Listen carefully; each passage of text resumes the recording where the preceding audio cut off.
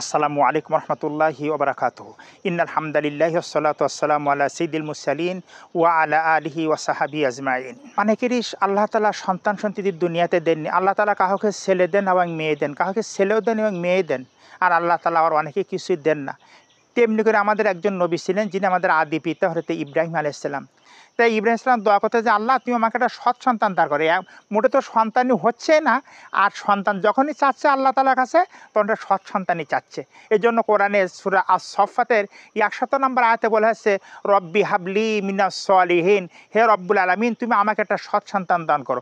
এই ১০০ আয়াত থেকে ১০৫ আয়াত পর্যন্ত এই ইব্রাহিম আলাইহিস সালামের ইসমাঈল আলাইহিস সালামের ঘটনা কিছুটা এই সূরাতে উল্লেখ করা হয়েছে। এর পরপরই বলতেছেন ফাবাশশারনাহু বিগুলামিন হালিম। অনেক দিন থেকে যখন আল্লাহ তাআলার কাছে দোয়া করতেছেন, আল্লাহ তাআলা সুসংবাদ দিলেন একটা ধৈর্যশীল সন্তানের জন্য। আল্লাহ তাআলা বলেন যে ইব্রাহিম আমি তোমাকে একটা ধৈর্যশীল সন্তান আমি দান করব। তাহলে তো কোনো কথাই থাকে না, চেয়েছিল সৎ সন্তান, আর সেখানে যদি সৎ সন্তান আবার যদি ধৈর্যশীল হয়, কেননা ধৈর্যটা বড় পুরস্কার।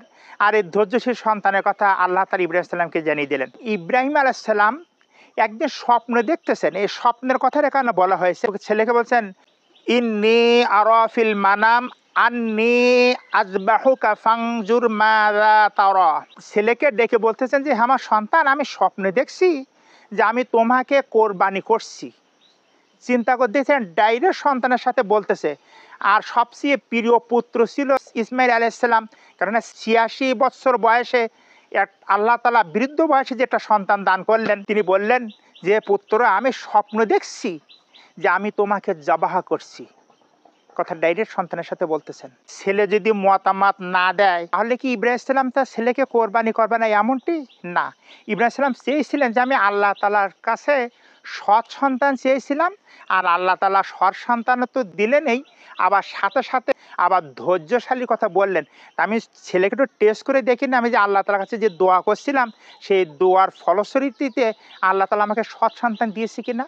জবাবে দেখেন কি বলতেছে, ইয়া আবাতিফ আল মা তুমারু সাতাজিদুনি ইনশাআল্লাহু মিনাস সাবিরিন। ইয়া আবাতিফ আল, হে আব্বা আপনি যা স্বপ্নে দেখেছেন আপনি সেটা পালন করুন। আপনি যেটা আল্লাহর পক্ষ থেকে আদেশ যেটা আপনি পেয়েছেন আপনি সেটা পালন করুন। আপনি স্বপ্নে দেখেছেন আমাকে জবাহ করার কথা, ঠিক আছে, কোনো সমস্যা নেই। সুবহানাল্লাহ বিহামদি। কি চিন্তা করতেছেন, জীবন হারাচ্ছে অথচ এই সন্তান বলতেছে এতে কোনো আমার আপত্তি নাই। নিশ্চয় আল্লাহ চাহে তো আমাকে ধৈর্যশীলদের সাথেই পাবেন। হে আব্বা আপনি আমাকে জবাই করতে চাচ্ছেন তো, আল্লাহ চাহে তো আমি অধৈর্যশীল হব না। ইনশাআল্লাহ আল্লাহ চাহে তো আমাকে সবরকারীর ভিতরে পাবেন। আমি অধৈর্য হব না, আমি ধৈর্যশালী হব। আল্লাহ যেভাবে আমাকে কোরবানি করতে বলেছেন আপনি সেভাবে আমাকে কোরবানি করুন, এতে আমার কোনো আপত্তি নাই। সুবহানাল্লাহ বিহামদিহি। শেষ পর্যন্ত যখন এনারা দুজন অর্থাৎ পিতা পুত্র আনুগত্যের শির নত করে দিল এবং ইব্রাহিম আলাইহিস সালাম পুত্রকে উপর করে শোয়াই দিল। কত বড় কঠিন পরীক্ষা। এবার ছেলেকে কি করতেছে, উপর করে শোয়াই দিচ্ছে। তার মানে ছেলে বলছিল আব্বা হয়তোবা আমার মুখের দিকে তাই কি আপনার মা হতে পারে, কেননা আপনি বহুত দিন পর আমাকে পেয়েছেন। যেহেতু আমাকে আপনি চিৎ করে শোয়াবেন না তাহলে আপনার হাত কেঁপে যেতে পারে। তার মানে উপর করে শোয়াই দিয়ে নিচ দিয়ে ছুরি চালানোর কথা বলা হয়েছে। ওয়ানা দাইনাহু আইয়া ইব্রাহিম। যখনই পিতা তার পুত্রকে কোরবানি করতে যাচ্ছেন আল্লাহ তাআলা ওই মুহূর্তে ডেকে বললেন যে ইয়া ইব্রাহিম তুমি থামো, কদ সাদ্দাকতা রুইয়া, তোমার স্বপ্নকে তুমি সত্যে পরিণত করেই ছেড়েছো। সুবহানাল্লাহ বিহামদি। অর্থাৎ আমি যে হুকুম দিয়েছিলাম তুমি সেটা পালন করে ছেড়েছো। আসলে তুমি তো স্বপ্নে দেখেছিলে কোরবানি করে ফেলেছো, এটাতে নয়, তুমি স্বপ্নে দেখেছিলে কোরবানি করছো। হে ইব্রাহিম আমি তোমাকে পরীক্ষা করতে চেয়েছিলাম যে যখন তুমি পুত্র সন্তানের পিতা হয়ে গেলে যে হৃদয়ে আমার ভালোবাসা ছিল ওই হৃদয়ে আমার ভালোবাসার স্থানে তুমি ইসমাইলকে ঢুকাই দিয়েছো কিনা, অর্থাৎ ওই স্থানে তুমি ইসমাইলকে বসিয়েছো কিনা। তার মানে আমার ভালোবাসা কতটা বেশি আর সন্তানের প্রতি ভালোবাসা কতটা বেশি এটা পরীক্ষা করার জন্য ইব্রাহিম আমি তোমাকে কিন্তু স্বপ্নে দেখেছিলাম।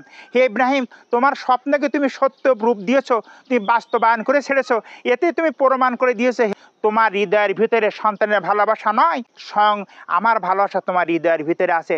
তুমি যদি এই কাজটা না করতে, তুমি যদি পুত্র সন্তানকে কোরবানি করতে না চাইতে, তাহলে আমি বুঝে নিতাম যে আসলে তোমার হৃদয়ের ভিতরে আমার ভালোবাসা নেই।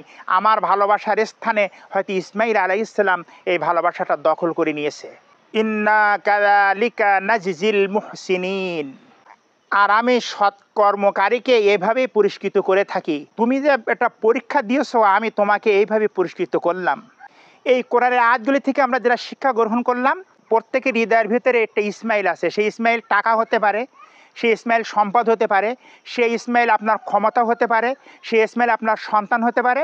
অর্থাৎ আল্লাহ তাআলার ভালোবাসা যে অন্তরের ভিতরে থাকবে, সেই অন্তরের ভিতরে আল্লাহ তাআলা ভালোবাসার পরিবর্তে অনেকের টাকার প্রতি মায়া মমতা এসে গেছে, সন্তানের প্রতি মায়া মমতা এসে গেছে, অর্থের প্রতি মায়া মমতা এসে গেছে, ক্ষমতার প্রতি মায়া মমতা এসে গেছে। অর্থাৎ এই হৃদয়ের ভিতরে যেখানে আল্লাহ তাআলার থাকার স্থান, সেখানে অন্য জিনিস দখল করে নিয়েছে। দেখেন, যখন কোরবানি করতে চেয়েছিল, তখন আল্লাহ তাআলা কি করলেন, জান্নাত থেকে একটা দুম্বা অথবা একটা বকরি নিয়ে জিবরাইল সালামকে বললেন, হে জিবরাইল, আমার খলিল কঠিন একটা পরীক্ষা আমার কাছে দিচ্ছে, তুমি দ্রুত চলে যাও। দ্বিতীয় যে জিনিসটা সেটা হলো এই, আমাদের কোরবানি করতে হবে একমাত্র মহা রব্বুল আলামিনের খুশির নিমিত্তে, যেন গোশ খাওয়ার কোনো কর্মের নিয়ত না থাকে। আমার জামাই মেয়ে আছে, আমার লোক কুটুম আছে, আমার অনেক আত্মীয় স্বজন আছে, আমার কি একটা ভাগে থাকলে হবে? আমি কি ছাগলে থাকলে হবে? মানে আমার কি একটা গরু না দিলে কি চলবে? এরকম নানা চিন্তা ভাবনা, যে সেই তো আমাকে গোশ কিনতে হবে, তো ওনা করে আমি তো বকরা থেকে যাই, তাই লোক জেনে গেল যে আমি বকরা আছি 2টা 3টা, মানে বাইরে এই জিনিসটা আলোচনা হতে থাকবে। আর সেটাতে আমার গোশও পেয়ে গেলাম। এটা ফ্রিজ কিনছি অনেক টাকা দিয়ে, সেটা তো আর ফাঁকা রাখা যায় না, ফ্রিজটা তো আমাকে গোশ দিয়ে পূর্ণ করতে হবে। এইরকম নানান চিন্তা ভাবনা করে অনেকেই কী করে, কোরবানি করে থাকে। আসলে এই কোরবানিটা গোশ খাওয়া হবে ঠিকই, লেকিন নিয়ত যদি সহি না থাকে, কোরবানি কিন্তু সহি হবে না। আর যদি কোরবানি সহি না হয়, তাহলে আপনি যে কোরবানিটা করলেন, এই যে খরচটা হয়ে গেল, এটা তাহলে তো আপনি আর এরপরও আপনি দায়ী থেকে যাবেন। তা আসুন, একমাত্র মহারবের খুশির নিমিত্তে আমাদের কোরবানি করতে হবে। আর যে যতটুকু যারা গোশ পাওয়ার হকদার, তাদেরকে আমাদের সেই গোশটুকু পৌঁছে দিতে হবে। সম্মানিত দর্শক শ্রোতা মণ্ডলী, ভিডিওটা প্রচারের সাথে বেশি বেশি করে শেয়ার করে দেবেন। পরবর্তী আর কোনো ভিডিওতে দেখা হবে ইনশাআল্লাহ। ততক্ষণ ভালো থাকুন, সুস্থ থাকুন। আল্লাহ হাফিজ।